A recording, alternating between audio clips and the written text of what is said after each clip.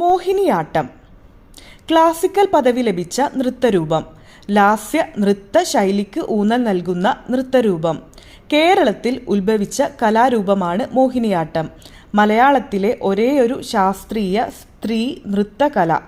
ദേവദാസി സമ്പ്രദായത്തിൽ നിന്ന് ഉടലെടുത്ത് പിന്നീട് ക്ലാസിക്കൽ പദവിയിലേക്ക് ഉയർത്തപ്പെട്ട നൃത്തരൂപമാണ് മോഹിനിയാട്ടം.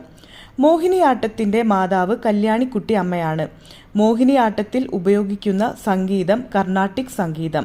മോഹിനിയാട്ടത്തിൻ്റെ അവതരണക്രമം ചൊൽക്കൊട്ട്, ജാതി, സ്വരം, വർണ്ണം, പദം, തില്ലാന എന്നിവയാണ്. മോഹിനിയാട്ടത്തിൻ്റെ പ്രമാണമായി കണക്കാക്കുന്ന കൃതിയാണ് വ്യവഹാരമാല.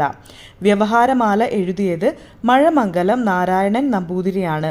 വ്യവഹാരമാല എഴുതിയ വർഷം 1709. മോഹിനിയാട്ടത്തെക്കുറിച്ച് പരാമർശിക്കുന്ന കുഞ്ചൻ നമ്പ്യാരുടെ കൃതിയുടെ പേരാണ് ഘോഷയാത്ര.